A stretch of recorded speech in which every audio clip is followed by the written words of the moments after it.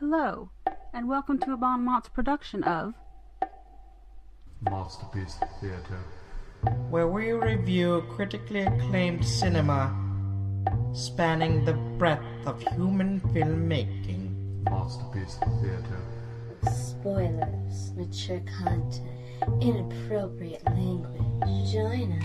MOTSterpiece Theater.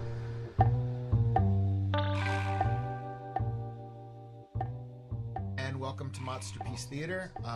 The selection for this evening was Blade Runner, the director's cut. And Beth, would you like to tell us what it was about?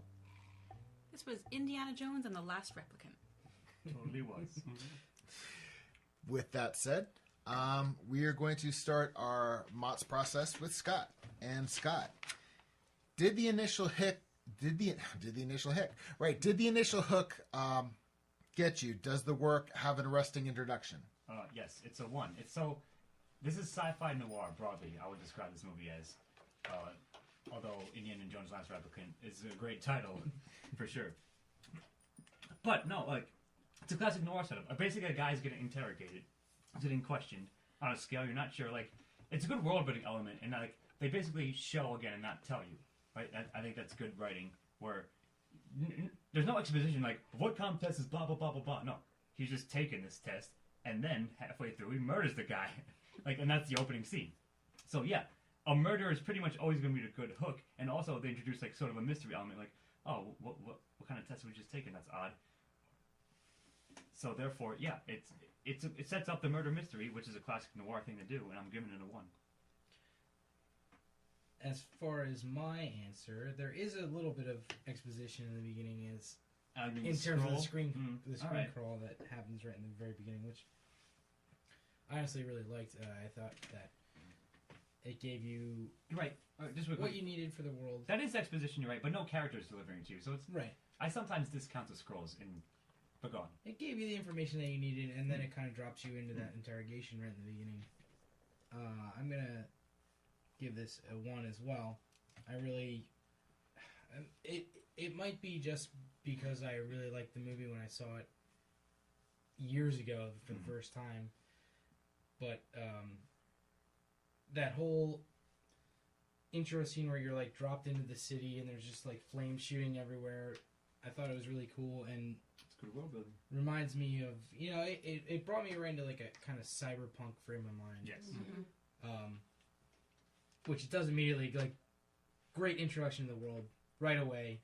You kind of know what you're in for. This grimy place, there's fire everywhere, and it doesn't seem like a very nice place. LA has literally become hell. Yeah. Exactly. So I'm gonna give that a 1. I would have to agree for both your reasons, in the sense that it gives you a time and a place. It's established right from the beginning. You feel part of this world. The buildup of the grime just kind of almost tells a story of how many years they've been living like this, and it's gotten to this layer and this level.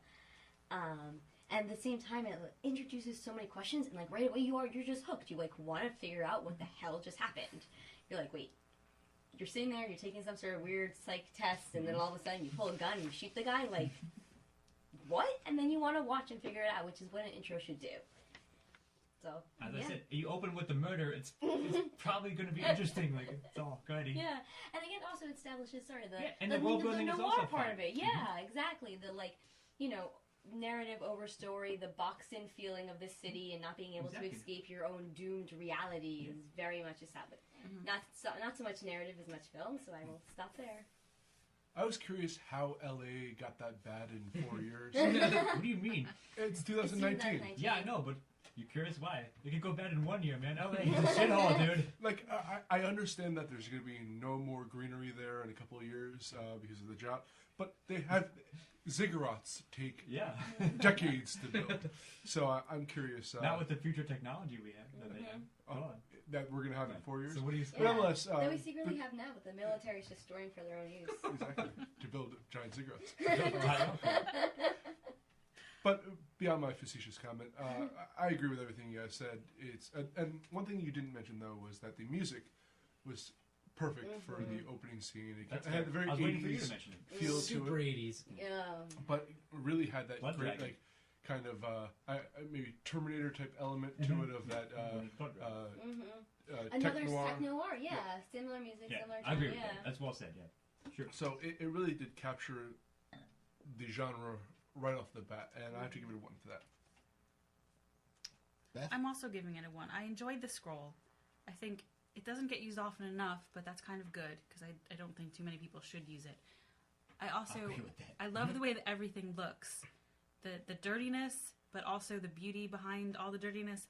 And I love once you get into the office, like there's cubicles, and there's a sort of weird. There's different eras just kind of mashed together. There's like the 1950s or the 1960s. The guy is in his office just smoking, and that just seems so foreign to us in a world that you're not allowed to smoke anywhere. So everyone's just smoking everywhere, and he's got that slicked back haircut, and he's... It's my dream. And they're hand-rolled cigarettes, so like they give off the massive, as much smoke as they possibly could. And the actual void conch machine, the way it kind of opens like a bellows, and you're just sort of fascinated by just the way everything looks. And then he starts with these questions, and he doesn't seem to want to be there, and the guy doesn't know why he's being tested. And then the questions are just so, what is going on? This is just such a crazy, strange test. What could he possibly be testing? Even if you don't know what's happening, or even if you do know what's happening, it's still pretty fascinating. What is. Yeah. Right. So, and then suddenly he just shoots the guy. So it's totally drew me in. Even having known, basically, it draws me in every time at the beginning, basically. So definitely 1. And I'm also going to give it a 1. And I don't really have much to add to what you all said, except for one thing. You brought up the music. And with every noir film, there's a saxophone is the key instrument. And what Vangelis does is it's a futuristic society. There's touches of cyberpunk. There's touches of, it's a techno noir. But a synthesizer, it's not a sax, but it invokes a sax. It's a synth sax, I guess. For like 1982, that's what it would be. But I thought just that. I mean, they could have found anybody to compose the thing with the real sax, but this was a choice made. 2 other points before we move on. The 2 things Leah brought up when we were watching the movie, so I'm going to take her ideas and take credit for them. As you should. One was, you guys touched upon this a little bit already, but the use of like very old technology I know that's a product of the time, but it's something that really drew my eye initially, and I always kind of found it like kind of charming when they again, this is going ahead, but they use Polaroids quite a bit in this. Right. So they had the green monitored computers here. And another thing was during the initial scroll, they say that it's not called like elimination, it's called retirement. And I thought it was a very powerful way to open the storyline. It kind of showed how it established the dehumanization of these replicants, which is a major theme that will... Yeah, it was a very insidious one line at the end there. Sure, it's 2 lines, of course. Yeah. But it's also interesting because you learn early on that Deckard is retired. Yeah. Right. Yeah. Which sort of calls back to that scroll. And then the ending scene as that elevator closes and it kind of feels like he's finishing and he's retiring, and their line is like, everyone dies, but some... Oh, God, what is that line? Too bad you won't live. Yes, thank you. Which we'll get to in down. I was really getting... to Ian's point, the mixing of time periods, one thing I found that was interesting is when he's looking at the futuristic Polaroid, the thin Polaroid, and he goes in there, examine the picture, it's just like, it's gridded, it's like examine, grid 1-8. 2752. Yeah, and but he can get pretty good definition. But all of a sudden you realize it's like, it looks so antiquated, but the definition's really good because he looks in there, he looks at a mirror, he looks at a reflection in a mirror to find out what... I mean, I'm like sitting there going, okay, all this looks antiquated, but we can't even really do that. That's like an 800 pixel Polaroid camera. Yeah. I would love a Pixar poop, right? Yes. Fair enough. All right. Okay, and Steve-O, was the work tonally consistent throughout? All right. We had a little bit of a discussion about this earlier, and this may not be popular among 2 of our people over here, but yes, I think it was tonally consistent throughout. And the reason that I'm going to say this is because I know the argument is going to be about the end of the movie being different than the rest of the movie. But, you're damn right. But I still think that throughout that whole set, there's like this very noir feel to everything that's going on. Like, you know, you kind of have the outside of this gothic building, and like it's a chase scene kind of, but it still feels like I'm in the middle of like a future, like a past future noir type Zerust type film, you know. And I, without like going into everything that's about to be talked about at length, I'm sure. I think that it kept the same feel for me throughout the whole thing. So I'm going to say it was totally consistent. I will disagree with you. Well, I will agree with one element. We'll start there. The noir feel is always there. Even in the chase scene, there's the part where he kind of like runs down a tunnel and he gets getting caught at all these dead ends, and it's all gridded in. That is very noir in its feel and the way it's being trapped. And where I lose the tone is that like this weird Jesus concept, at least in my mind or my opinion, comes out of interpretation. My interpretation. There we go. Comes out of left field for me, and I'm like, what the fuck just happened? Like, I'm sorry, no, I'm watching a great film noir, I'm watching this awesome movie, and then all of a sudden some guy is taking a nail and stabbing it through his hand. Like, come on, right? And like, you know, you meet this guy in a white robe in a house that's devoid of all technology, so obviously he is some sort of like godly or other devoid being. of technology. It's not devoid of technology at all. His house, in the room that he is in, if you watch the scene, the room where he's in when he's in that bed, there is no technology in that room. There's a couple monitors in there. Yeah? A couple monitors, Always yeah. technology. It's Tyrell's room? And he's Yeah. I don't know. When she pointed out, I was looking at it, and the only thing I noticed was the owl, which was a replicant owl. But beyond that, it was purposefully designed that he was using candles. He had the But how did he plush speak to JF? He had to speak them through intercom. Yeah, but I like there might have been those small little convenience touches, but considering how it tonally felt to the rest of the film and the imagery that they showed in the rest of the film, it was devoid of technology. All right, that's all fine. I think it's funny. I don't know what you're talking about. I've seen this movie many times. In full disclosure, I never got a Jesus analogy from it. It's so heavy-handed. I'm You just think like, it is? make Like, it it's stop. interesting that you bring it up, but I never ever saw that. And I'm the first, like, in an ironic way, I'm the first person who would be like, "Oh, they're going for some Christianity shit here." He's holding a dove in his hand. Yes, I get it. And then the hand that he has, like that he stabs himself with the knife, that like the stigmata is the hand that he reaches down and saves Harrison Ford and was more Jesus and like I'm not saying, like, saving your enemy. I'm not saying I disagree. I'm just saying I never thought of it or got that out of it. But it's interesting that you pointed out. I'm not saying they just. I guess I meant to give example. No, I get it. I completely get it, and I can see how you could derive that from it, but I never did. So therefore, it's so like a move. Like I never considered that. But if you think of it that way, that may change a number of things about it. That's fair enough. That's all I'm saying. I just never thought of it in that light, but you can, and that may go to why you get what you get out of it. Go on, Ian. Okay, so I'm going to slightly build off of Leah's point, where he when he's confronts Tyrell and like kisses him and been like, the bioengineered God would let me into heaven. There's all this religious symbolism that comes out of left field. But even, I mean, you're convincing me the more you speak. Go on. But I felt another part broke me in tone, because throughout 2/3 of the film, it was a fantastic noirish piece, and then at the very end, I felt like they got a new screenwriter in there because I understand that or it's film one of noirs, the 7 cuts you can get out of this movie as well. I felt like I understand that noirs usually come to a climax, with a grand confrontation. But this one, like they have basically a kung fu robot fighting our Indiana Jones, and then he's being chased.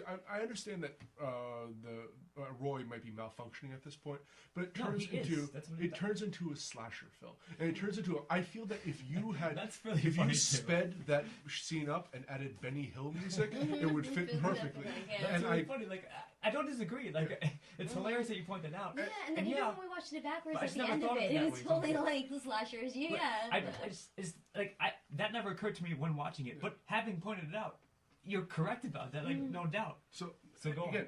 It is such because there's so much promise for what this could have been, and then it turned into something weird at the end, and that was such a tonal shift that I have to give it a 0. Fair enough. Beth? I like Scott, had never really thought about the whole Jesus aspect, but now that you bring it up, it's sort of changing. It could be applied to it. My opinion. So, but I'm not so sure that I think there was a big tonal change in the movie, because it seemed. I feel like as soon as the Roy character, or baddie, does it matter which we call him, he was kind of the outlier of everyone. But I still felt like it felt like one thing all the way through the movie, and maybe that was just because of the aesthetic of it, because like the rain, it never stopped. It was never daytime. It was just, I guess it was just over one night. The whole movie? No, LA's become hell. That's what it's like in LA all day, every day. No, there was day, because there was a sun. I saw the sun from the windows. Terrell has to shut his window so he can look at the eyes. So, but everything was very dark, and it was always raining, and it was very just grungy. So I was never. It never felt like a split between like two different aesthetics, or. So when he smashes his head through the wall and basically said, "Here's Johnny," it didn't feel that it was different than a film. No, he's going crazy. Like this is he knows he's on his last legs. That's not the same tone of. And I don't know. It is to me, of course, but again, I completely see what you're saying. Do you say that's not a same tone? I don't believe it's the same. He's saying it switches tone, so that's why he gave it a 0. Well, at first I heard you say it's not a sane tone, and I was going to say, but he's not sane at this point, so that was my argument. Fair that's not what you said. So, I didn't feel like, I felt like he when he stuck his head through that thing, he was even kind of surprised that he had done that. At least the way his face looked, he was like, I just stuck my head through a wall, and I'm not sure. Okay. Just one. Well, last point. I'll shut up. There's 2 chase scenes in here. One is a very film noir chase scene when they're going through the streets. He's chasing down the female replicant, the stripper with the Zora. Go on. And that was very well done, very tense. And then the second one is him being chased through a building with a howling. Mostly naked. It's Jesus in boxer shorts running after him, howling. The first iteration of boxer briefs. Yes. So Nexus 6 briefs available soon. So again, like those are 2 exact similar scenes that are completely in different genres. So, Beth, I'm talking this out, and because at first, when I first watched it, or the first few times I watched it, I've seen this movie maybe 2 or 3 times. I didn't notice a big shift, but now that you're talking about it, it's kind of coloring my opinion. So I don't really know where to go on this one. Chris, you go. Pass for now, and then I'll pass for go ahead. Temporarily. I'm going to give it a 1. I thought it was totally consistent. I mean, we keep talking about the noir aspects, okay? It's a techno noir. You're talking about the noir aspects of it, but there's the also techno part of it. And so the film has to straddle 2 lines. Yes, I absolutely noticed the Jesus and the because you always notice the Jesus connection. Yeah, because because one of the things that a lot of really great science fiction has, first one that comes to mind is Tron Legacy, is there's always a creation story. It's basically what it comes down to is a creation story. True, yeah. It's examining the greater themes of like life and what it is to be, blah blah blah. I mean, even Pris says, I think therefore I am, and then he's like, show her, Pris. I mean, it's there's a lot going on in everything. So to me, excuse me, when you have like a chase scene at the end, his howling doesn't come out of nowhere. I mean, he's getting back to this primordial part of him.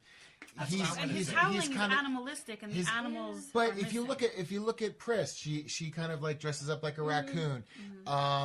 Zora with the snake, and then they brought the tortoise to Leon. But when they're in, excuse me, when they're in Brian's office and they're looking at the bios, if you look down at the right hand corner, it'll say mental level. Yeah, I saw that. And he's like a C. C-A-D, yeah. He's like a C Leon. or a D. Roy is A and A. It's mental and physical level, I think. Right. Roy is A and A, and then Zora is like A and B. Yes. And then Pris is B and B, and this guy's like B and D. Leon's got like, he's you know, not he's a a mental simpleton. giant. Yes. Yeah. So I mean, the other thing that I think, if you want to look at one aesthetic that that really encompasses like the era the movie was made, the futuristic aesthetic, and the noir aesthetic, is look at the outfits that what's her name? Rachel. Rachel's wearing. She's wearing these like she's wearing these 1940s dresses with kind of like futuristic material with these 1980s shoulder pads that, you know. I mean, so to me, it's just like the whole movie is such a blending of things. It gets away. It's got a lot of latitude for me, and that goes from religion, that goes from fight scenes. It's got a lot of latitude for me. All right, fair enough. So I'm gonna start off with one thing. This is for E. We did it first. This would be a cracked after hours thing. Blade Runner equals like robot Jesus. Like, right? That's what they would do. First of all, I like it. I'm not sure if I agree with it, but it'd be awesome to do in that sense. We'll do it ourselves. But I'm going to give it a 1 because overall, you guys just said most of this, and I'll just recover it. The its tone is noir, and that's what it always is. The shots are always in shadows. Like there's always like shadows playing across people's faces, etc. But narratively, I don't think But but beyond that, I don't think it goes. I don't think the narrative, the dialogue, etc., like the exchanges, beyond the shots of the film itself and the way it's framed, and everyone's smoking everywhere, etc. Like it's a Mad Men thing. Like, yeah, you smoke at work. I'm interviewing a guy blowing cigarettes.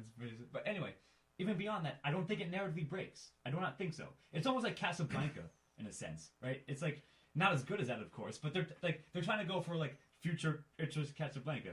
And also another noir film, Seven. It's always raining in that film too. That's a classic thing. I mean, The Crow. Everywhere, it's always that. So, but how does Jesus play into noir?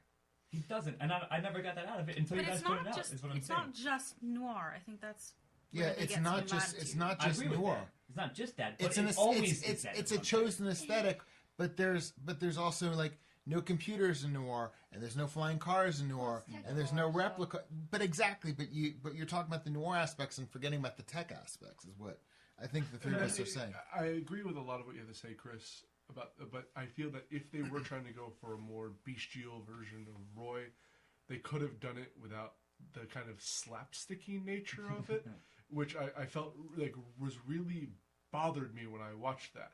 And if your addition of slapstick into what should be a tense scene is not totally what they were going for. So unless they were meaning to subvert everything they were trying to do before that. So again, that's just my final. Well, I'm giving it a 1, and that's all I got to say. I've figured out what I'm getting. I'm gonna go with 1 because I wasn't questioning it while I watched the movie, so I feel like I should go with that. I also I didn't really see a slapstick kind of quality to it, but I did see he was kind of pathetic, the Roy, and whenever he tried to be kind of, I don't want to say funny because I don't think it was his goal to be funny, but it was always sort of just pathetic, and it made me sort of think more of like a Clockwork Orange, like ultra violence kind of thing, as opposed to like a Benny Hill kind of chase scene. But so I feel like it was a blending of different genres, I guess, but I didn't feel like the tone switched a lot because there was a little bit of that throughout. So I'm gonna go with a 1. All right. Okay. And to Leah, was the work effective within its genres, addressing its themes, etc.? Yeah, I think we've all sort of agreed, as we kind of addressed in the last question, that it holds the film noir genre throughout. Yeah, so I'm just going to go with a 1 and leave it there. I'll have to give it a 1. Even though I do have my issues with it, I think they did the tech noir very well. I really like the subplot of like the replicants trying to meet their god, coming to terms with mortality, using that to discuss humans, mortality, and how why is it fair that we die? Having basically someone meet God, his creator, to discuss that, and all that was done very well. And even though the ending I felt kind of petered out, overall most of the themes were strong throughout. So I have to give it 1. I'll also give it a 1. I don't have much to say about this one, so I'll just pass it on to Chris. I'm definitely giving it a 1 because I think, and of lately this has been a reoccurring thing because Beth and I just watched Battlestar Galactica and just read an Asimov story, but to me, it is definitely, well, it's wrapped in noir, it's wrapped in science fiction. It's the creator-creation theme, yes. And you've got Deckard, who's kind of like, if you're looking at Terrell, like, you know, walking in heaven, and the Replicants kind of like walking in hell. You know, Deckard was walking in purgatory. I'm not going to get too much into him because that's going to be a later question. But I thought the bigger themes were about life, about property, about, you know, what it is to be a person, what it is to be sentient. And this goes through even at the beginning when Gaff comes in, gets him, and then, you know, basically arrests him to bring him in. And then Brian goes, "You would never have come if I had asked." I mean, there's just such this balance of power and opportunity and who can do what and get away with what throughout the whole film thematically, aside from being noir and science fiction. I think I give it a very, very strong 1. Well, I'll keep it simple. So yes, I'm giving it a 1. Of course, it was consistent. Its theme or genre, was noir. You know, sci-fi noir. In the same sense, it's almost like this is a predecessor to Gattaca, I would say, kind of, like in a broad sense. Yes, but yeah, it works within that genre, and its themes is, yes, as Chris said, like the creator, like, you know, existential, like crisis kind of thing, and a couple of sub themes as well, like the police state almost. Like I think Ryan said to me, like, you want to be police officer, you want to be like a nobody. You're like he says, you know how things are. Yeah, you're either police or you're little people. So it's implied, like it's like an offhanded like world building element. Like, listen, you're either, you know, exactly. So like all that. Having said and everything you guys just said, that's why I'm giving it a 1. I agree with what everybody said so far. It was definitely effective within a genre. Addressing its themes is kind of in terms of this movie, kind of the more interesting question, I think. And Chris, that's fair. Usually is. Spoke to that very well. Oh, thank you. In terms of like all the ideas that we're trying to like be put down in front of you without giving you an answer to them, which I really like. Exactly. In a film. Yes. You know, it's like, you know, addressing themes of, you know, ownership and like whether you're, you know, whether the replicants are alive or people or like how much, you know, freedom should they have, those types of things. Poses really good questions and gives you an idea of. It gives you a direction to go, but it doesn't tell you what the final destination of them is. And I really like that about this film. So I'm going to give it There's another theme that I wanted to address since no one else did. The concept of eyes throughout it was very interesting. I was going to include that in dialogue, actually. Yeah, but it's a theme. It's not particularly... But it's because it's presented narratively as a shot, so like you know what I mean? Yeah, but I get that's it. what... I get it, yeah. Like, I agree with that. It's both. Both Tyrell's killed by Roy, smashed his eyes. Leon tries to kill Deckard by poking out his eyes. They have like all the character, like all the replicants have the shot of their eyes glowing. Like even Deckard. One she like puts the eye makeup around her face and everything's white with that. Yeah. Yeah, you have the guy who makes eyes. Eye guy. So that's what I call. He's the eye guy. I only do eyes. Only eyes. Nice. Go ahead. So I thought that was an interesting little theme. To be perfectly honest, I'm not exactly 100% sure what it's meant by that, but I thought it was interesting. No, it just thing that cropped up. It's basically a motif, but it's effective within, you know, again, because of the greater story. Okay. John. Ian. Yes. Did the work achieve its goal by the end? Or goals? Oh, I'm not going to stick to the syntax of this question. Because did it achieve its goals? Sure. But towards the end... But did you like it? Not only did I like it, but I was ready for the movie to be over a half hour before it was. towards the end, I'm just like, come on, like, hurry up, get to the conclusion. I'm bored by this chase scene. I got all the information. I feel like once they got done with Roy confronting Tyrell, they didn't know how to end the movie. So are you saying it was padded? Everything was extraneous afterwards. So, like, I have to give it a 0 because I was just bored out of my mind at the last part. I wanted it to be done. So I have to give it a 0 for that. Beth?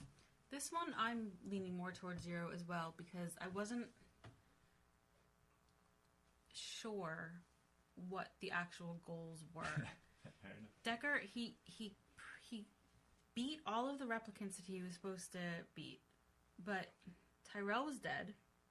He was it seemed like he was going to go off with Rachel and live however long they were going to live because there might be that whole 4 years or whatever. We don't know. I mean, I don't know if she had the same lifespan because she was different, but it's too bad she won't live. But then again, who does? I did not find it to be that satisfying. So I'm going to go with 0. I'm going to give it a 1. And this is going to give it a little explanation. When I first saw the film, was the theatrical version with the Harrison Ford provides some narration, and sometimes over-explains things, and they tack on this ending, and you want to talk about like what would be immersion breaking. Yeah. This ending is hard because the elevator door closes, and then you see them, driving up this sunny coastline, and it's like this is antithetic to everything that was going. Yeah, but the studio wanted a happy ending. Since '92, all I've watched was this version, and I think that, as I said, I think the film's about a lot more than just the story. I think thematically, it went through the things it did to Roy's redemption, so to speak. In saving Deckard. He was saving the person who was trying to kill him for bigger reasons, and at the end, when Harrison Ford picks up the origami from Gaff and then closes it, goes out the elevator, and the elevator door shuts, and that's the end of the film. I thought that was extremely effective because it goes back to something Steve-O says, where they bring up a lot of questions and don't answer them. And by closing the door, they said, we're not answering this question. I thought it was very effective. I'm giving it a very strong one. Yeah, but I think that's why I found it not very satisfying, because was Roy redeemed?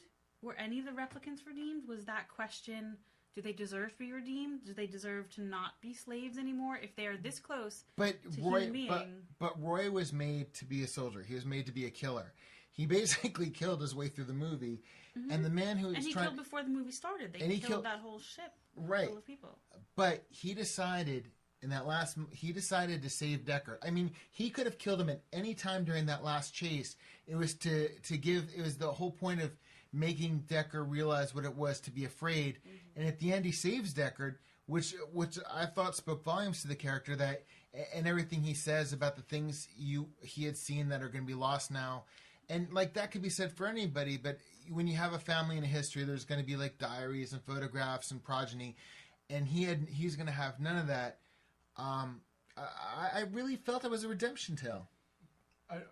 I want to go back to something you said earlier, where about offering a lot of questions but not a lot of answers. That's very effective if I'm not spending a half hour not caring about the movie was over. Yeah. Fair enough. And at that point, I've forgotten all of the good questions that were brought up, and I'm like, so again, like that's not an effect. Like you can have you can have the greatest first half you want. If it falls apart later, that ruins the effectiveness of the thing overall. I think also Roy's speech when he's talking about all the things that are going to be lost when he dies, no matter how much family you have, no matter how long you live, that's always the case.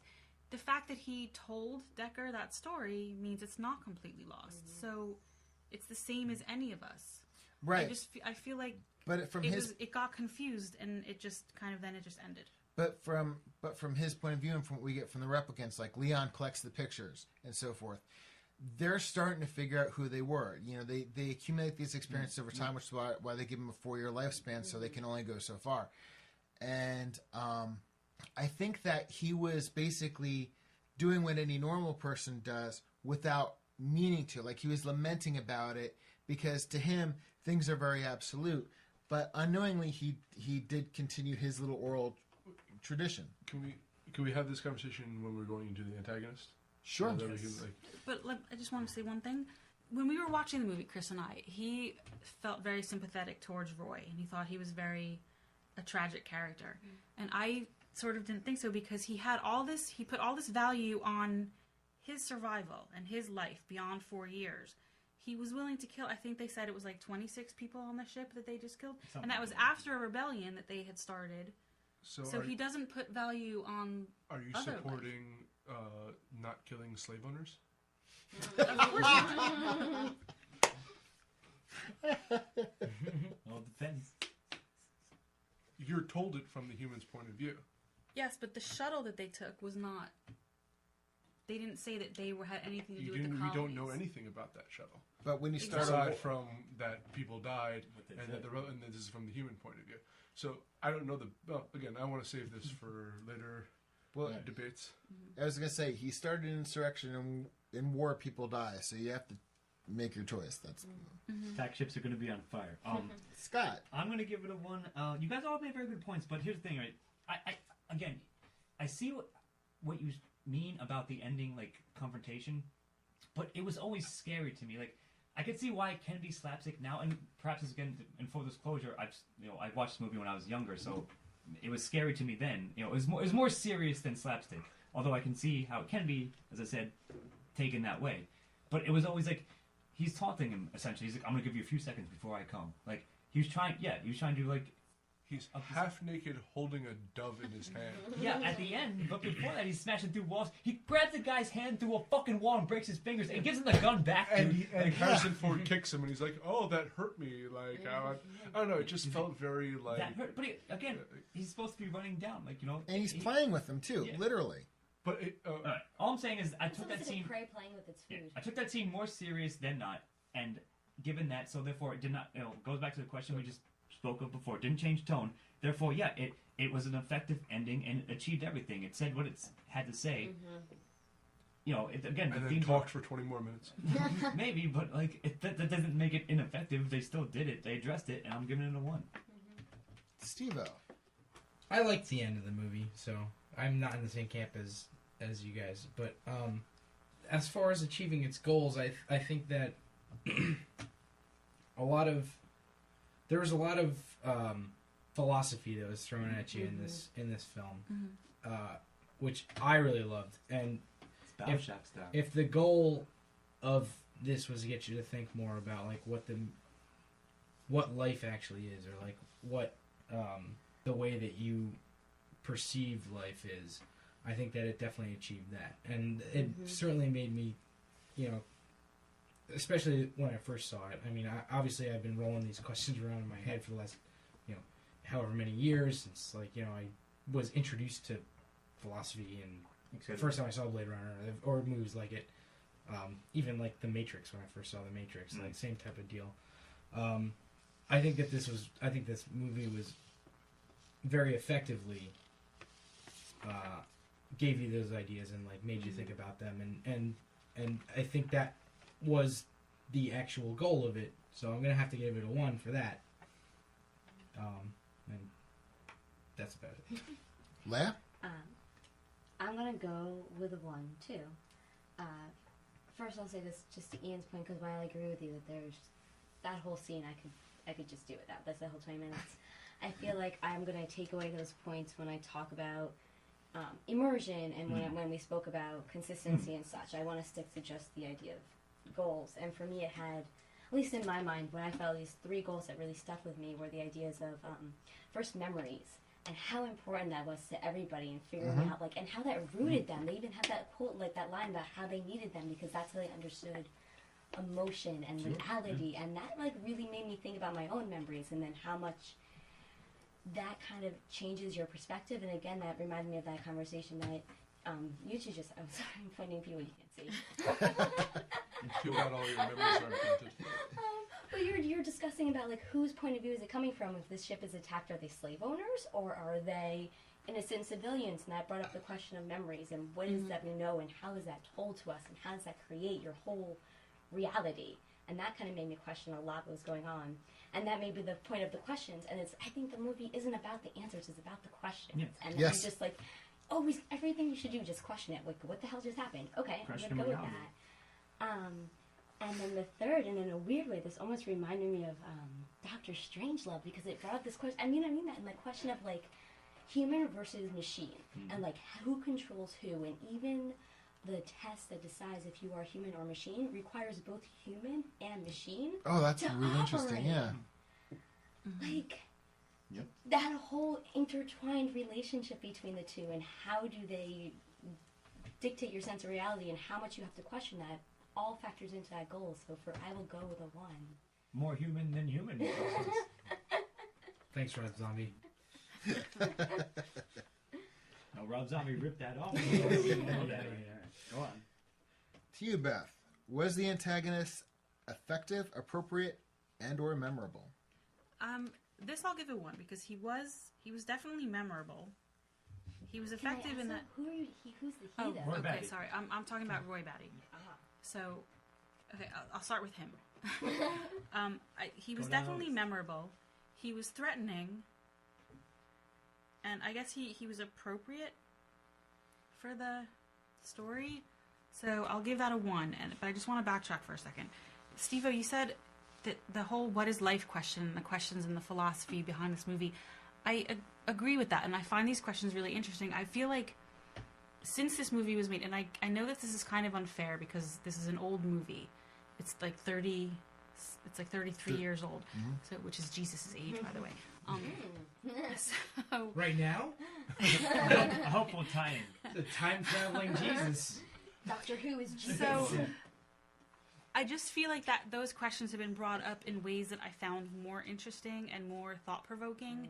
That going back to this movie, those are not the questions that came into my mind when I was watching this movie. So I feel like I want very badly to love this movie.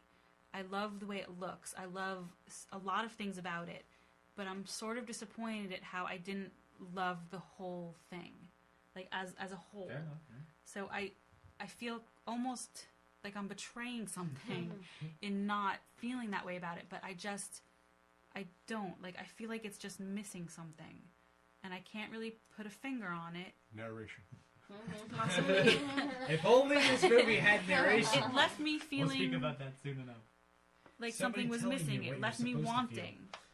So that was why I didn't want to give the ending a 1, regardless. So anyway, my answer for this new question about the antagonist What about the antagonist? is a 1.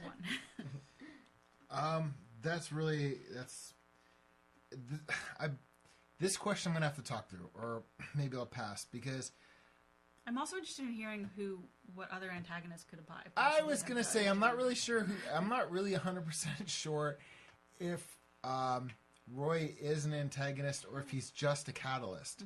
I'm thinking. I'm seeing Tyrell as an antagonist. I agree 100%. Okay, I'm seeing Brian as an antagonist. That's correct. I'm seeing the greater issue. I'm seeing the society, the greater That's issues. the actual answer. That's so. Yeah, you know what? Fuck it. I'm giving this That's thing what a I'm 1. waiting to say. This is the one thing.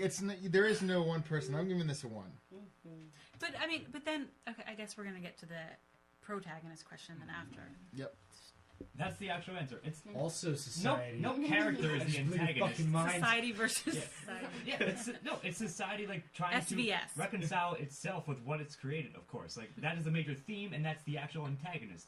There's no solidified antagonist, if you will. Roy Batty, I'm gonna just quick closure. He's a fucking protagonist, of course. Absolutely, Obvious. I agree. Yes. 100%. It's clear, right? So like, there's no like again, as I said, no character is like Tyrell is a supporting character. I don't think he's an antagonist. We'll discuss though. Doesn't matter. The real antagonist itself, which is getting a 1, is like the questions you're forced to confront when technology and society comes to this point and has created this thing that now they have to deal with. I So feel there like it I is. always have to go first on this question, and then I always get my mind blown by Scott Thurlow. Always. Play musical chairs one day. Go on, That'd be a Steve-O. great addition to Yeah, I mean, I agree that with all of that, that there are several possible antagonists, and like that you can look at Roy as a protagonist, even though. As far as the narrative of this story is being told, he's the antagonist. No, That's what they want you to interject for this moment. Yeah, because that's the way the story is told. This is actually what really bothered me about the ending, and I want to get to this when we're talking about it. That the last 20 minutes made him the antagonist, where he wasn't beforehand. Fair enough. Mm-hmm. Killing Tyrell was fine for his character because it made sense narratively, but for him to become a slasher villain. What was it? It was Sunshine. Was that movie where it was a good sci-fi movie? All right. I see what you're saying. That's a fair comparison. I get it. So they forced him. I get it. To start playing like Leon was a brute. Leon was a soldier.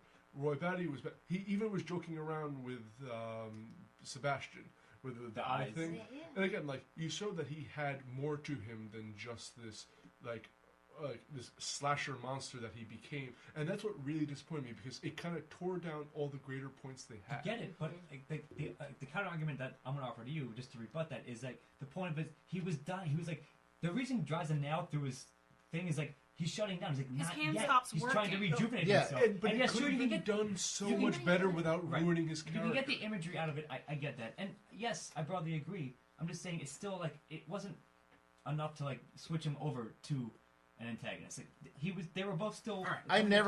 During that whole fight, I never considered him an antagonist. Hold on. First of all, he's absolutely the antagonist of this story. That's just the way that the story is. Yes, of course, because it's written that way. Because that's the story. Maybe we're just smart and everything. Deckard is the protagonist of the story, and he is the antagonist. Yes, you can look at it in different ways, and they're all fine ways to look at it. But in terms of the plot and the story, Deckard is the protagonist, and he is stalking his traditionally antithesis, basically, who is this replicant who he has to find and stop and retire, quote unquote, aka kill. No, and I don't believe this at all. So I'm just going to throw this out there anyway. Roy's Jesus. He has his apostles. And Deckard is a replicant too, so he's Judas. Anyway, Christianity. Completely ignoring that. Anyway, at the end, that's another after hours thing. The whole perhaps not done in a manner that you would have liked, Ian, but in the end, the whole ending of this film is about him trying to scare Deckard. It's not him trying to be like a slasher murderer, because he obviously saves him right at the end. Like, he brings him to the edge, says, this is what it's like to feel scared all the time, and he says that, and it's said to Deckard more than once throughout the film. Yes, I was going to say that. Yeah. This is what it's Leon like to be me. First. That's what he says. He brings him to the edge of like, this is what it's like to be me. This is what it's like to be hunted and like have someone that you think can and will kill you at any given point, and then he stops himself from becoming that thing right at the end of the film. But that's what I think was really interesting about the film, is this isn't some like 11th hour revelation. This is what it's like to be scared. Every replicant in one way, shape, or form has said that, Steve. I mean, right. I'm agreeing with you 100%. Right. That's an excellent point. And I think that's what strengthens the story, is that every replicant agrees that it's scary to be hunted, and they want the... Then what's the point of Deckard being a replicant, then? Deckard's not necessarily a replicant. It's heavily implied. It is implied. However, I was reading about this, actually, and... Oh, so wait, you need outside information in order to gain the concept of what this movie's about? Well, because then that breaks the... existing for a while. Go on. Then that breaks the... Like, if you have to go outside... I'm going to do a red letter media thing. If you need to go to outside information to understand a point about a movie, then the movie failed to address that point. No, the movie left it ambiguous. It's more like a Game of Thrones theory. That the movie left it ambiguous on purpose whether or not he was a replicant. It can go either way. And as I was reading, outside of this, in the book, I believe I never read the book. You guys have, and I asked you about this earlier and nobody remembered it, but I believe in the book, because I think I read this the other day, he takes the test, the Voight-Kampff test, and passes it. So he's not a replicant in the book. In the film... It's heavily implied he's a replicant. Well, it is heavily implied, but Harrison Ford is on record saying that he had a conversation with Ridley Scott, and they agreed that, quote unquote, they agreed that he is not a replicant. However, at another point, Ridley Scott has said that he was a replicant. So, like, who the fuck knows? But that's what I was speaking to, is because the writers, because there was one writer who wrote 5 drafts, and then the final writer came in and did a polish on it, which is why there's credit for 2 writers. But neither writer had considered Deckard to be a replicant. Ridley Scott always thought it was a possibility, so that's why he added the ambiguity to it. He never meant to, because, and the reason, and I was going to get to this later, but I'll get to it now, the reason he said that Deckard was a replicant was to cover up a faux pas that was in the film where Bryant said there were 6 skin jobs instead of 5.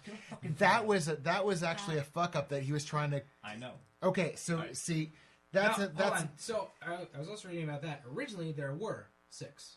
There was another one named Mary, who never made it into the film and never had a mention. There was a 5th one that got a mention, I believe, in the film, but was never on... Yes. And the reason that Chris had to look this up is because it bothered me so much that I couldn't get past it when we were watching it, and I kept bugging. I was like, Chris, come on. They just said there's 6, and now they just forgot. They just forgot one.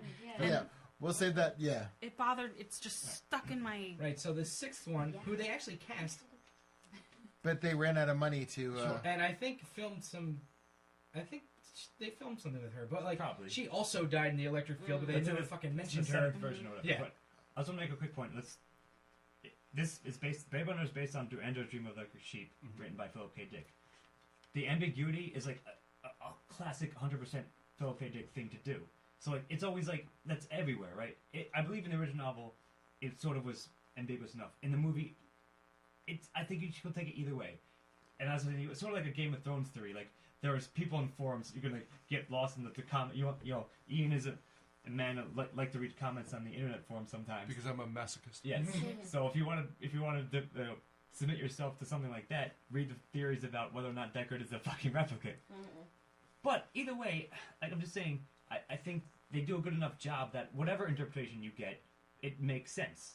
You could think he is. You could think he's not. You could think it's open, and it still is enough. Like just enough, but not quite. To fully answer any of them. So that being said, I'm going to give it a 1. There you go. We keep talking about Ray wanting to show Deckard what it was like to live in fear, and I think Roy. I thought there was some other character. Sorry, no, I just said it wrong. I never actually bought that Roy was that afraid of anything. He never struck me as someone. Of course, which is also an antagonist. He didn't want to die, but he didn't strike me as a character who lived in fear. Like when the other 2 died, he kind of made that when he was telling Pris that it was only 2 of them. He made that weird like little kid pretending to be sad face. And I don't have a better way of describing it. He kind of pouted, and I get he was probably sad. But it didn't strike me. And when Leon went to go get the pictures from his apartment and said I couldn't get them because there was a guy there, and Deckard, not Deckard, Roy was like police. Was it policeman? Yes. He seemed annoyed at Leon, but not afraid for any of them. So I was never really bought the fact that he had lived in so much fear, and that then he was trying to show what it was like to live in fear. But I was also going to say he's a child in a sense. He's 4 year. He's got a 4-year lifespan, and he's got X amount of those 4 years to develop things. And many ways, he's a child.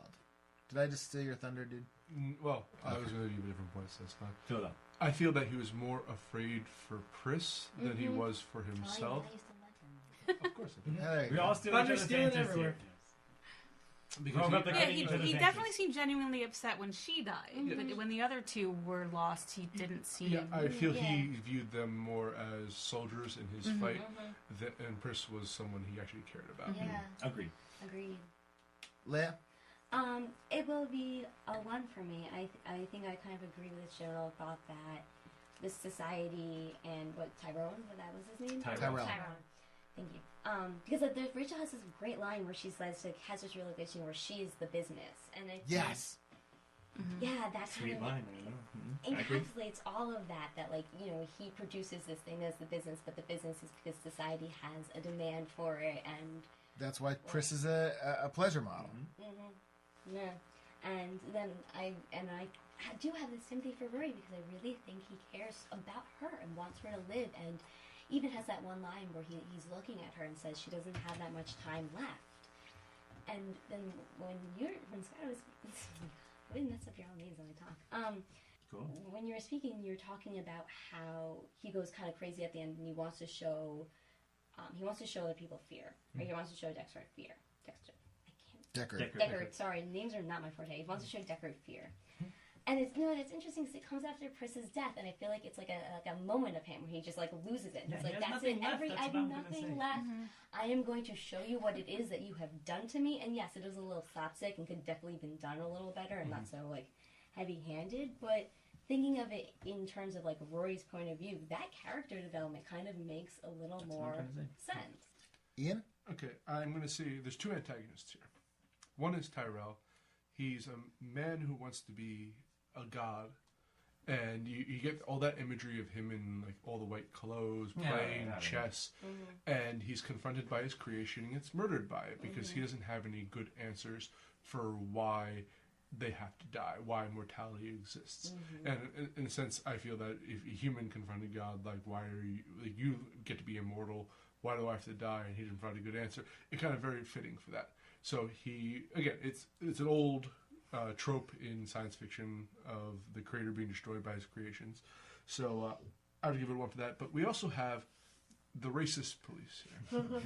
Police state. Yeah, like it's the LAPD. They're still killing skin jobs, as they call them. If you notice in the film, there's no black people in this film. So I'm only assuming that before they killed all the skin jobs, they killed because they're police.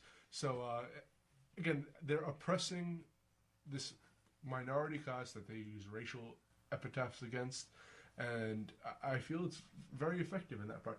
I'm very sympathetic to the replicants in this film, and I see them as being unfairly oppressed. So I have to give it a 1 for that. All right. Excellent. The next question is to me. Were the main characters effective, appropriate, and memorable? And as I said before, yes, I consider Roy to be one of the protagonists. I don't see one as a hero and one as an anti-hero. I don't know really where you'd classify Roy as. As I said before, he's a protagonist. He's also a catalyst. I'll tell you. Deckard is definitely the anti-hero. Rachel is kind of the person who's kind of caught between worlds.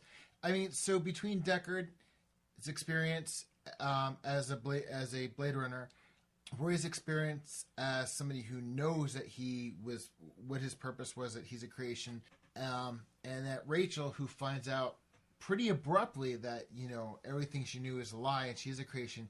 You get the full scope of the world between the three of them. And I say very strong, 3 main characters, one. I also agree. Of course, there are 3 main characters, Deckard, Roy, and Rachel. And so Rachel, yes, I'll tell you why. She fulfills the noir trope of femme fatale. So, of course, it's obvious. She's not traditionally, doesn't act as such, but she definitely is filling that archetype for this movie, thus making her one of the protagonists. And of course, again, like I said, it's a cheap man's Casablanca when they get in the elevator at the end and too bad she won't live, but who does? And that's all you need to know. It's framed perfectly and book ended perfectly. Good. If she were not in this film, would the events of the film still happen the same way? No, she murders Leon. Yeah, that's true. But I don't think that. I don't think that she has a protagonist role in the film. I think she's a femme fatale, but I would strictly say she's a supporting character. I think it qualifies her as such to be, and so that's. I'm giving all 1, of course. They're to quickly address something Chris said. Deckard and Roy are they're flip sides of this. They could be the same person almost, given different circumstances. It's the classic noir again setup. They are foils for each other, more or less. So therefore, I'm gonna say all of those are going to be a 1. Each one fulfills their role and is fleshed out perfectly. They have great character arcs, and they all sort of merge together at the end, and that's why it's a 1. I'm going to agree with Ian in that I think that Rachel is a supporting character in this film, and I still see Roy as an antagonist, and he is the He's the foil. Yeah, he's exactly the foil of Deckard, who is the. He might as well be the Terminator, but with more of a personality. Right. I mean, like, Deckard is the protagonist. Like, Deckard is the guy. He's who you're following. It doesn't matter if he's good or bad. He's the protagonist of this film. But you follow Roy for a good portion of the film. Yeah, you know, like Deckard has nothing to do with the Tyrell thing, nothing to do with the JF stuff. You do. They're two separate stories, both of which qualify them as protagonists. And I would argue that Roy has an arc where Deckard barely has. He definitely has an arc, of course. If you have an arc, you're fucking making. I don't know. Yeah, well, yeah, Roy certainly has an arc. I think Deckard has his own arc. You could say he has a villainous arc. Alright. Yeah, well, yeah, exactly. I get it. Honestly, I like an antagonist with a good arc. I prefer that. Like, a flat antagonist really can ruin a movie. Fair enough. Yeah. Regardless, I think that Deckard is a solid main character. I mean, Harrison Ford's a fucking good actor.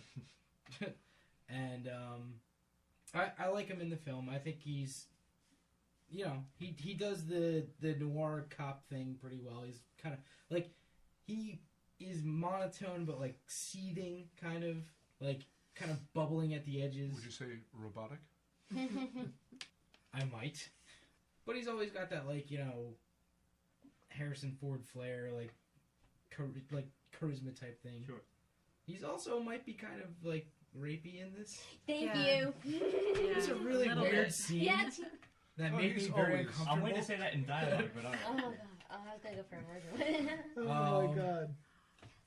But other than that, I like this character. So I'm going to give it a 1. And, you know, as far as... You know what? I'm just going to leave it there. Right. I'll give it a 1. That's it. Lock it up. Leah?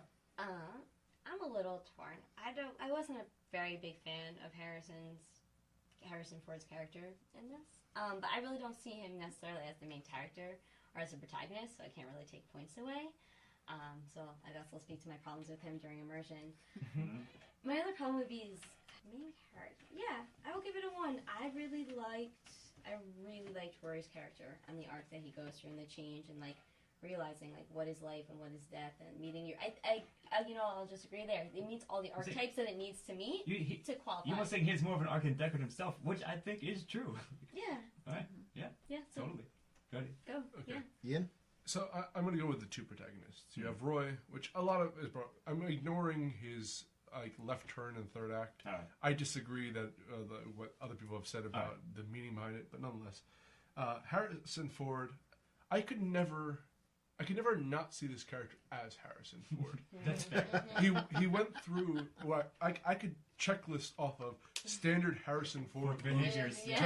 Like, he shuts the door in the girl's face, opens it up, Harrison Ford move. He falls asleep with a during drink. a romantic Harrison Ford move. Agree. Even the slightly even the slightly rapey thing. It's kind of what, like, Indy would do that. Yeah. It's Harrison Ford. So gets beat the crap up and, like, survives the next day with not a scratch on him. Harrison Ford. Yeah. So he goes through the Harrison Ford. I agree with that. It's really hilarious. Hitting all the major points that character actor needed. Yes. But for the fact that I really enjoyed Roy's development until the third act, but even that, I think that it was a very fascinating character. Even if he got a little Jesus-y at the end, I'll have to give it a 1. Fair enough. Beth? I'm confused because I was starting with Roy as the antagonist, but I've been convinced now that him and Deckard are both the protagonists. And if that's the case, then I would give this a 1. But I think Deckard, his backstory is very limited. All we know about him is that he's a Blade Runner. We don't know anything else, and he's retired. He's too old for this shit. Basically, more or less. So, and they say he's the best, but he keeps sort of being beaten by each one, and he kind of wins by luck. Deus Ex Machina. Several times. Yeah. Like, the Zora character gets the drop on him and gets away, and he chases her and basically shoots her in the back, which is kind of cheating a little bit. So, and then he doesn't even beat Leon because Rachel comes and shoots him. Thus making her a protagonist is awesome. He also uses the worst cover story in the world. No, it's amazing. It's a touch of levity. So, I find him, and I guess we'll get to this later on, is he human or not, but So if he was the only protagonist, I would give him a 0. Because I didn't feel like he was whole. That's fair. I felt like he was just a partial character and just kind of did things to make the plot move. But when you add Roy to this, then it becomes a 1. Because he did have a backstory and he did have something that he wanted. Not because someone else told him to do it and he didn't have a choice, but because he was actually going after something he wanted. Yes. Yeah. I don't see Rachel as a main character because, as Ian brought up, I don't think the story would have changed if she didn't exist. I think maybe because he seemed to go on luck anyway, he would have found a way to beat Leon on his own. And some it would other have just random been person exactly in the the crowd same. shoots Yeah. Picks up the Or, gun, you know, shoots he him. like trips over a fire hydrant. I don't know. But I just... Benny Hill music starts playing. Exactly. But so... How many Benny Hill references can we make? I was confused in the beginning why he was even sent to give her the Void Kampf test. I wasn't sure why that was happening. They seemed to have an understanding of what the Nexus 6s were capable of, and it just seemed strange to me that that was where they kind of... Tyrell, of course. Well, okay, but as a plot point, it didn't seem to make sense to me that that would be He wasn't- where no, he wasn't he just was going sent there as to part of do the that. investigation. Yeah, Tyrell Tyrell requested- asked him to do it. But He why did it. him? Because Why he's who? there. Right. Why Seems the Decker? best. Because He was going... But Right, why, sorry, during sorry. this investigation, why. that there are these loose replicants, why would you ask the guy trying to chase these things who were a threat I get to it. society to come do this detour and give a test to this thing? He didn't... I think he wanted to So, prove how good it was. He didn't and it invite didn't him work. there specifically to ask him to give Rachel the test. In fact, he didn't invite him at all. It as was far a as I can tell. spur of the he was moment going thing. there to Yeah. speak to Tyrell. About the other Tyrell replicants. was giving But him Brian says information. to him, he says, there's a Nexus 6 there for you to talk to. So he is going there Okay, to we talk. want to test to how her. this works on the Nexus 6. Yeah, that's what I'm going to say. He hasn't, like, the Nexus is the best generation ever, right? They haven't tested one on yet. Or the first test they did, the guy got murdered, so they, like... Okay, so that test was basically invalidated, Yes, you're saying? sort of, like, you know what I mean? Okay. That's what I always get out of it. I think that's what he's going to say, so that's all. Okay. Yeah. I think Shiro's just like wanted to show off his work too, like see if he could beat the, Maybe, yeah. beat the Yeah. best. No, But that's why I feel like Rachel's not... his ego is huge. He wants to see, like, he's like, whether or not you can do He's it. God. Well, Of course but that's Yeah, of exactly course. it. That's what I'm... Because he goes to him, he's kind of smugly going, how many How many, questions yeah, it took usually over take? 1,000 or 100 or whatever. It took he over said. 100 for Rachel, didn't it? Yeah. Aren't I so awesome? Yeah, agreed. Yeah, exactly. That's Which what's is another problem I had because they didn't portray that much time had passed very well. No, well, they did a sort of a quick montage, like, he has like didn't- 5 questions. It's like a fade out, right? Yeah, You know, yeah. Like, He asked 5 questions and then it was done and we were supposed to believe that there were 100 questions. No, but that's why he says no, that like line. fades out and then fades You know, back it in. implies right? like they were doing that like a long time. I just always got out of it. I don't know. It's weird. I think they fade back into her answering the same question. So I understood what their intent was that time would pass, but it was just a weird way of doing it. But time hadn't passed for that fade out because it was the same question. But anyway, that's something different. But that's part of the reason I never thought of her as a main character because she didn't do much. She was just she was there. She took that test. Then she was at his house, and She shows up at and the then second, right? And then she he gets went off and mildly did rich. other things mildly. So I'm fine with Roy and Decker, and I will give them a 1, but I don't include her as a main character. All right, fair enough. Scott, was the supporting cast effective, appropriate, and memorable? All of them. They were great. I count Tyrell as supporting cast, right? He's like number 1 in supporting cast. J.F. Sebastian, of course, might be one of my favorite characters in this movie. He's amazing. I can't remember his actor's name, but he does a great job as him. William Sanderson? Yeah. Is it? All right, yeah, he was in Dead Weight. Check him out. And of course, Pris, Leon, and Zora are all supporting cast, and they're great too. And Gaff is Edward James, right? Yep. That's his name. He's probably he represents the mysterious, you know, like the overseeing power who knows everything, but like drops in every like 2 scenes. Like he's in like 3 scenes maybe total, one in each act. He's Fallout's mysterious stranger. Yeah, exactly. That's exactly what it is. But- That's a completely noir thing to do. And like he portrays it well. You know, he looks menacing, but he drops some like vague information or like some vague advice. Good. I was going to say he has 2 lines. One when he first introduced himself. He says 2 lines in the movie, and they're both to Deckard. One at the very beginning and one at the very end. Yes, exactly. So yeah, they're all In the middle, he gets him again. He says Ryan. Brian, yeah. He says Ryan to remember like time to go see him. Oh yeah, yeah. He Well, taps that's him up. about yeah. Anyways, But regardless, like the supporting cast does a great job of filling out the world. Like they're like orbiting characters to the main ones, and each one fleshes out like their worldview, their experience, and who they are, and what drives and motivates them, and what's happening. Like as the plot evolves itself, they'll show up here and there and have a great deal to do with it. So again, Jeff Sebastian, he's my boy. I'll end with that. Yeah, I mean, you named all the characters that. Do you disagree with any of the ones I've named? No. Okay. I completely agree, and I would include Rachel as well as supporting. You disagree with that one. Fair. But I think they all did a fine job. Standouts were Sebastian and I'm sorry, what's Edward James Olmos' character's name? Gaff. I kept wanting to say Get for some reason. Anyway, Gaff. I thought he did a good job in his like silent, although it's kind of weird. Like he was supposed to be an Asian guy, and Edward James Olmos does not look Asian at all. No, I don't think it was supposed to be anything. I think it was just supposed to be. That was his aesthetic. He dressed like a pimp. There's no the race. language he spoke was a mixture of languages. Well, that's the whole culture. Is what I'm saying. Yeah, it's. So you mean there could be Asian pimps? Yeah, there could be pimp. Anybody could be a pimp. In the future, it's all equal. My friend. Yeah, I was gonna say it's equality, man. Anybody could be a pimp. All right, go ahead.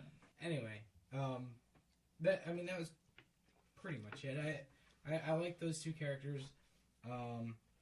Rachel was she was decent to me. She wasn't like a standout character in the film. I wasn't like. She played a robot well. I guess so. Well, that speaks to Sean. Yeah. Fair enough. Go on. I thought other people played robots better in this movie. But, JF's friends also are amazing supporting. Yeah, I was gonna say that. Well, when they come up, when they first, I always want to say, and this is gonna age me. This is my brother Daryl. This is my other brother Daryl. Yes. From Newhart. No, all right, don't worry about that one, guys. And I'm going to give this a 1. Leah. I will agree. I will give this a 1. It kind of supporting characters to me, I think you said best fill out the world. It makes you feel like this is a real place and a real time that actually exists. All these people are living their lives, and we're just like seeing a moment in time of someone else's existence. And you need a good, well thought out supporting cast that doesn't override the main cast. You're not too interested, but you're still engaged the whole time. All right, just real quick. I also not going to mention Eye Guy. Only do eyes. That guy, like that fills out the world. The snake guy, he's like, well, actually, the fish lady, when she's like, it's not fish, snake scale. It's highest quality. Like all that feels like that's what's happening. People are like, they have like basically like come as you. Like fast food fucking genetic operations, like churning out like fake animals and all that. Like the advertisements, I think count. All that, all the world building elements, I think count as secondary characters. If the bartender, like she has like Budweiser, she's like an eye patch. Yeah. She's like, what do you want? Like the city itself. Yeah, exactly. Yeah. That's all. Go ahead. I don't think the direct supporting cast did a very good job. I don't like Rachel's. I think she was a boring character. I think most of the other replicants were passable at best. Like Leon was most developed, and he was basically just a thug.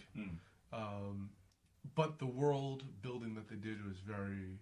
I enjoyed all like the cityscape and all the like people selling food on the side of the road. And there's these weird like either deformed people or children.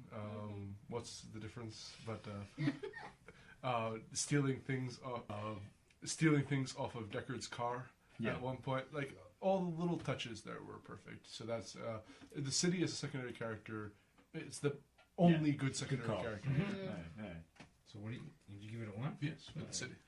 For the city. Beth. I give it a 1 on the strength of I want to say Sebastian.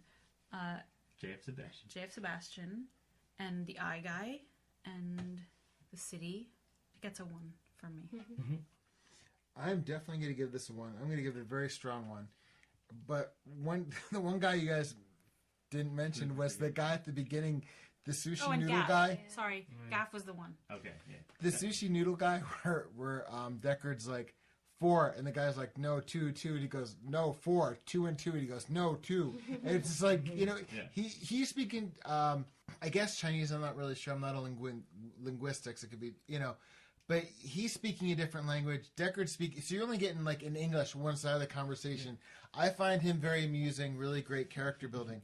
But I also have to say Gaff, to me, does it all. I mean, he makes his origami animals. And I've been trying to think about when he's in the office, where they're at Brian's office, and he pulls a piece of paper off the ashtray and does a chicken.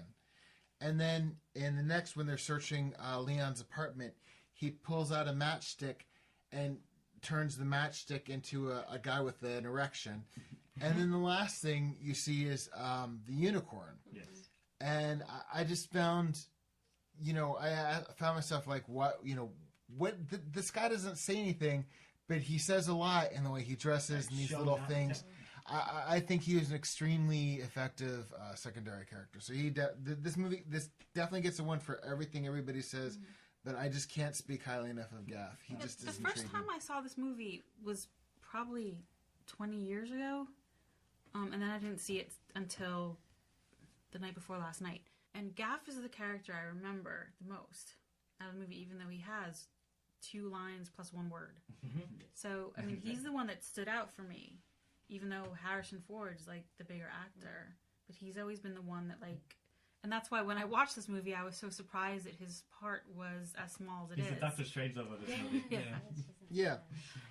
But, Harrison Ford, he's a good character actor. And he plays, he plays the noir character very, Okay, Steve-O, the dialogue, was it effective, appropriate, memorable? I like the dialogue of this movie.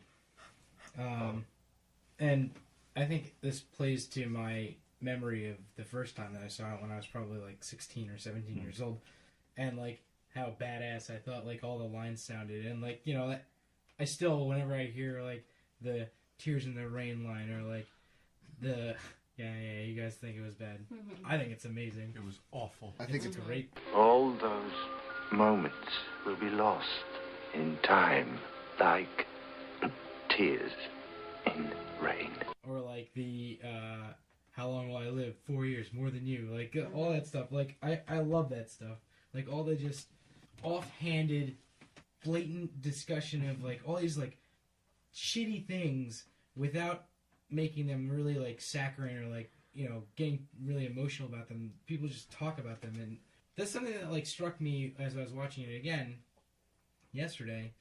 Was like there's a lot of emotion that very obviously doesn't happen in this film, and I think that's gotta be like it's obviously on purpose. Like there's times where I noticed that Sebastian like should be just terrified, and he's not. He just doesn't care that this guy just showed up in his apartment. Well, he's not mentally like. But this is like this happens with all of the characters like throughout the film. There's just like these pings of emotion that should be like you just expect to happen, and they don't. So is that subtlety or poor acting? I think it's obvious that the direction was to not make the obvious, not give the obvious emotional response that you would normally give, and it's like it kind of changes the way that the movie works with the within like how you view the characters and stuff like that. I can't remember any other very specific examples of this, but I noticed it throughout the movie when I was watching it again yesterday. Just like little things like, oh, like you should be scared right now, or like an obvious question here is would have something to do with how this affects you, but instead you're talking about something completely like some other philosophical thing or whatever. And I really liked that because it made me notice all those points and like think about what they were saying more so than I would have if I hadn't noticed that there was something kind of off with the emotion. With the emotional pull of this movie, like the emotional feel of the movie, so I'm gonna give it a 1 because I like the way that they do that with the dialogue. I like the way that Ridley Scott did that with the dialogue and like and the facial, tics of the characters and things like that. Leah, I will agree with the 1. While that one line when the rain to the tears is just so cringeworthy and so I could do that overall. what will redeem it for me is the music, and like if you can include the music as a type of dialogue in the story, and the way it starts and how it builds and changes and grows with the character, and when it kind of comes into, you know, as music does, reflects the emotion of the scene, and it speaks to what's about to happen, and that to me redeems the cringeworthiness of some of those lines. So 1. Well, I disagree. I know. It was that one line, like, made me nauseous.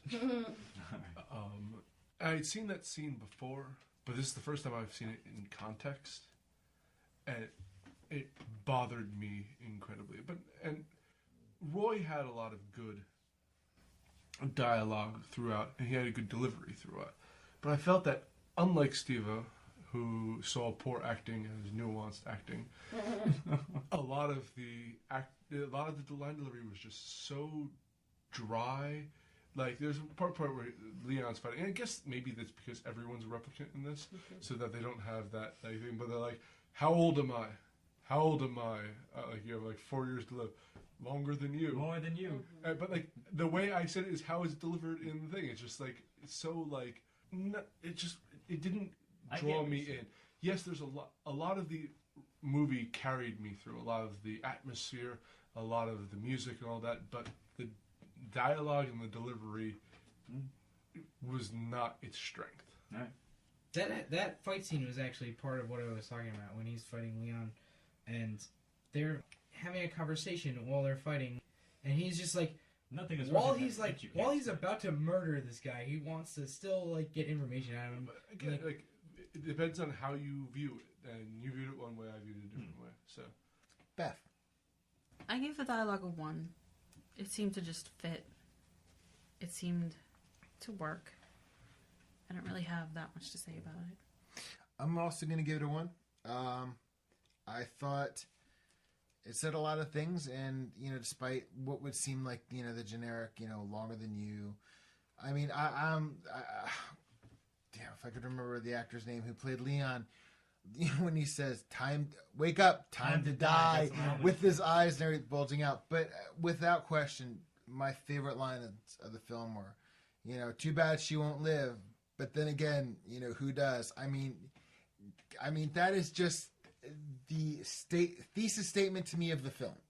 What we were talking about, what is to be alive and so forth. So I'm giving this a very strong 1. I'm gonna give it a 1. So, to each point, like I will admit I'm probably biased about it because I saw, like as Steve was saying, like when I was younger. So maybe they seemed more badass and like meaningful at the time. So like that's been like sort of drilled into my brain. Like but I could see how you're saying like the time to die thing or the Toes in the Rain is a very famous scene, but I could see it be how you could say it's cringeworthy. I completely understand where you're coming from. It just isn't going to be that for me because I already have an affinity for it, and I already formed an opinion about it, you know, beforehand. That's fair enough. But let's take all that out. Let's disregard that. I think the confrontation between Tyrell and Roy may be the best, like, speech when they're discussing blah blah. He's like, "I want more life, fucker." Like, it's. But they have those kind of weird, cringeworthy lines in there too. At least in my opinion on it. I think overall it's all fun. Like, and so I was waiting to bring this up. I'll bring it up right here, and I'll just address it briefly. We watched the director's cut, as was stated earlier. In a different version, in the USA North American theatrical version, there's voiceovers, like noir style, like Harrison Ford doing voiceovers throughout a number of scenes, and it makes it worse. I would just say that. So without question. Yeah, it's more exposition, and it's terrible. So if you don't like the dialogue that was in this one, you were gonna hate that version. It's like, hi, we're assuming you're all morons, so we're explaining what's going on. It's exactly like that, and it's terrible. But I think this version, it's funny because this version is the one I remember seeing. I remember, like, in my mind, the real one, in quotes, was this one without the voiceovers. But apparently that was not the case. It was the opposite. So all I'm saying is I have an affinity for them. I think they were very well written. They present their ideas in a very interesting way. So I'm going to give it a 1. I quote this movie to this day. Fair enough. And let's see. Leah. Did the work maintain an acceptable level of immersion? Was your immersion ever broken? Yes. And why? I will give this a 0. I think, as Ian pointed out, I see Harrison Ford before I see his character. That's fair. It just breaks it. The scene where he throws the girl up against the wall and then she's like, "Oh yes, let me have sex with you," just pisses me off. And I mean, maybe in this day and age where like it's such a thing that we're talking about and changing the way we all see that, but that just to me gives such a bad message about what is consent, and she's obviously has some Stockholm syndrome. And that fight scene, like as much as I can understand there's a point of the character and it has somewhat of a purpose in the film, he's holding a dove in one hand and he has that, stigmata in the other. It loses it for me. And I can see where it all fits in and there is a point to that, but for me it just, no. Yeah. Well, I'm going to give this a 1, actually. I've made my points clear. I'm sure no one will be surprised that this is getting a 0. Beth? I'm actually giving this a 0 as well. As I said before, that in the beginning when they just get the numbers wrong, that drove me They couldn't have fixed that in post. Crazy that I drove Chris so crazy that we had to stop the movie so he could do the research to find out and that definitely whether is it was a immersion breaking. mistake. And that is the literal definition of immersion breaking because we had to stop the movie because I think Chris was in danger of, I don't know, throwing things at me because I was just being so difficult and annoying about it. I kept being like, now wait a minute, come on. They said 6 and there's not 6 and oh my, how could I was getting so irate that I get that it was a mistake and I get that maybe that's hard to fix, but I can't get over it. Also, I think there were some other moments as well, but that was like the one, and that was pretty early on. So, fair enough. I am also going to give this a 0, and it's really funny because when I first saw the film, I saw the American theatrical version, and the voiceover and the narration was kind of like it did take me out. The ending absolutely positively took me out, where the elevator closed and there's this luscious green road they're going down, and it's the antithesis. So when I saw the director's cut, what really took me out of the film, and when I look at any of these immersion breaking things, part of me is always in how the film's done. So something like the number of replicants I'll keep in the back of my mind. It'll be something that I'll keep processing in the back of my mind. I'll be like, was that a faux pas that they ever fixed or whatever? But in the director's cut, Ridley Scott was trying to make a connection between the unicorn that Gaff makes, the origami unicorn that Gaff makes at the end, and by interjecting when Harrison Ford's at the piano and he has the dream of the unicorn, which was a shot from Ridley Scott's movie Legend. That I felt was really heavy-handed. It was just like you obviously threw this thing in. That one fucking unicorn took me out of the film. And this also, another thing. Sorry. And this is after I've saw the theatrical version where I'm like, I don't understand why everybody likes this film. This is, so, go on. Also, the fact that I mentioned earlier that he's supposed to be the best Blade Runner, and they trust him to not die, and then he just keeps almost being killed. I found that also to make it like they're all wrong about this guy. That just strikes me as, how can everybody be so wrong? A lot of the film kept kind of jumping me out. And I'm usually pretty forgiving about this because I tend to immerse easily, I guess, or I just don't immerse, so I have to accept a level of non-immersion. But this one was just too much for me. That's fair. So, just very quickly, I want to give it a 1, but I should and am going to give it a 0. And I'll tell you why. Everything you guys said is all valid, but it isn't mine quite. I remember watching it even when I watched it early on, like years and years ago. There was the scene that always like made me like, that was weird. When he kills Zorro when she's running on the street, and like right when he shoots her in the street, like something about the shot is off-putting to me. I don't know even. You know can why. tell it's her stunt double. You can tell it's not Joanna Cassidy. It's like it's sped up or something. Like I notice it every single time, and I'm always like, just could have done that better. And yes, the thing with like, there's 5 or 6, whatever. Like I didn't notice that at first. I noticed that years later, and then every time I'm like, they just fucked up. Like, I sort of forgave. I'm like, it makes no sense, but like whatever. Like I think in the book it might have been, in Endor's Dream, it might have been one more. It doesn't matter, but...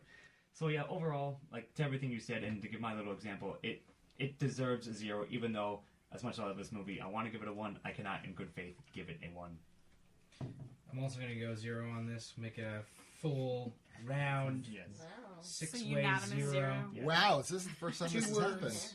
2 words, and they've both already been mentioned. Dove, unicorn. Both took me out. Fair enough. And just, it was so weird. And that's fair. That's my 0. Okay, last question to you, Ian. Well, second to last question. I've got one bonus point. Ian, did you like it? Would you recommend it? I'm not the biggest sci-fi fan in the world. It's not the genre I'm drawn to. I'd recommend this for reviewing. It's a classic, but I'm never going to see this movie again. No desire to.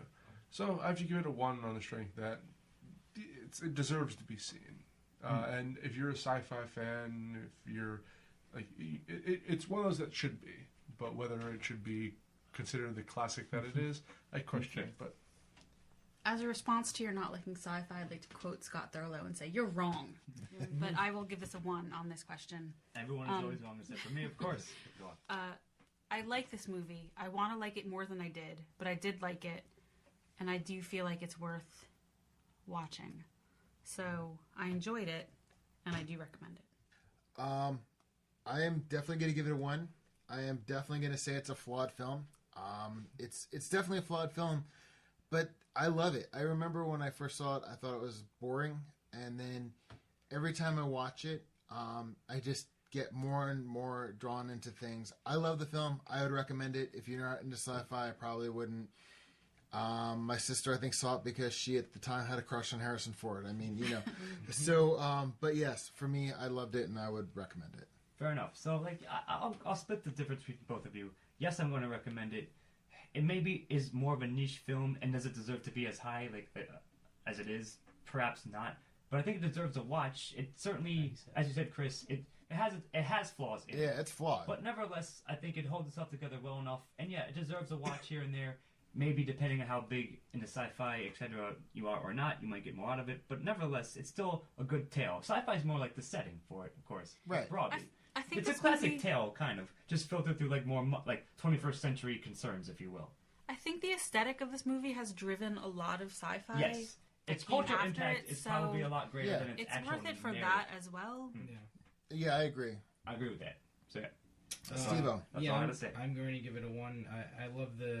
I love watching this movie. I mean, whether or not it has problems, yeah, sure it does. But I get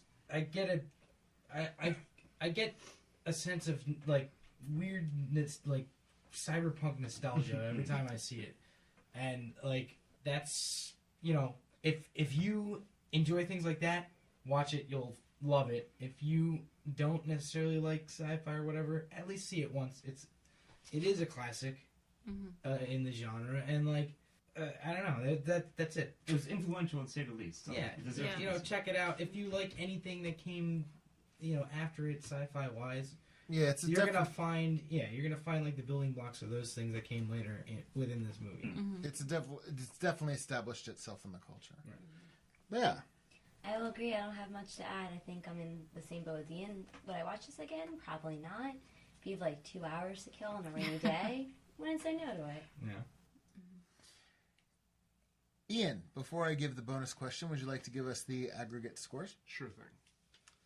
I'm going to start from the top and go down. Chris, Scott, and Steve-O all gave this a 9. Leah and Beth gave it 8s, and old curmudgeonly Ian, you damn kids, gave it a 6. So overall, we have an 8.1666666 repeating. Of course. Wow, the 6s. I think that's pretty good. That's I think that's fair. I'm going to ask one quick bonus question, and this is the extra question in the voice test. This is the extra question in the voice comp test. As previously stated, the writers of this film had no inclination of Deckard being a replicant. Ridley Scott eventually said he was, but also when he filmed it, kind of wanted the audience to guess. So, without any outside influences, with only what you saw on the film, is Deckard a replicant? Scott? I think in the tradition of PKD, it's left open. You can get both answers out of this if you want to, because there's enough to say. No, but one what way do or you another. personally think? I think it's supposed to be left open. Fair enough. I always think. What do you want me to tell you? No, that's because completely they show valid. you both perfectly even. Scott has no opinion. No, I think maybe it's again my nostalgia / my A 0 or a 1, Scott. My bias for PKD never answered that question, so I'm refusing to answer it as well. But that's with outside influence is how you just answer that question. Maybe. All right. You're right. All right. Fine. Within the film, only what's on screen. If Deckard is holding a gun to my head and asking me whether or not he's a replicant, then I say he is. I would also say yes. Yes. Because it also makes more narrative sense to have that be the case as well. I think it's pretty clear the whole unicorn scene would not be in there unless there was that... They knew who his false memories? Yeah, like, it's established that you can know the false memories that a replicant has, and then the guy leaves a pretty strong clue. His eyes have that discoloring at one point. And also, Rachel questions whether he ever took the Void Cup.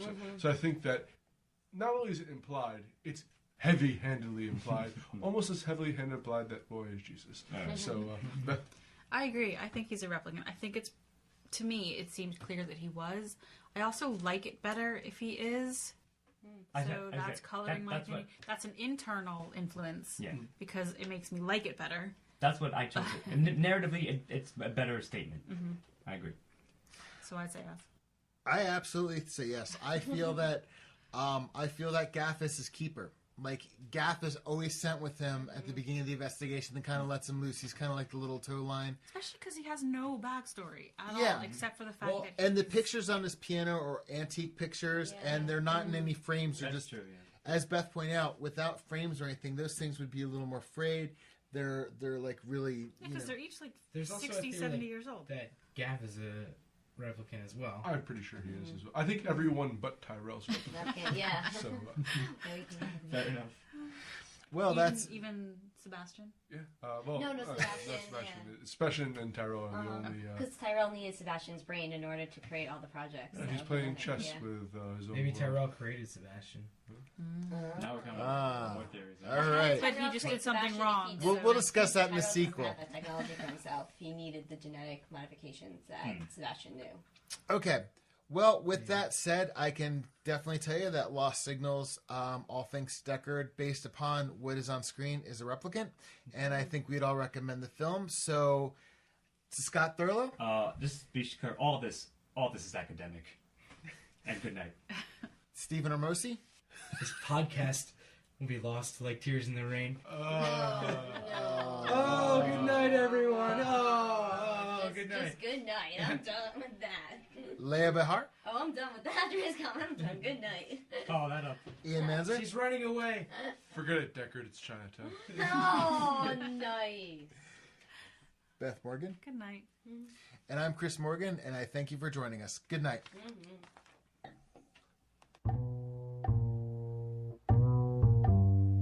We hope you've enjoyed your stay. MOTSterpiece Theater. Join us again next time, won't you? MOTSterpiece Theater. Music and editing by Chris Morgan. MOTSterpiece Theater. Editing and engineering by Stephen Ormosi.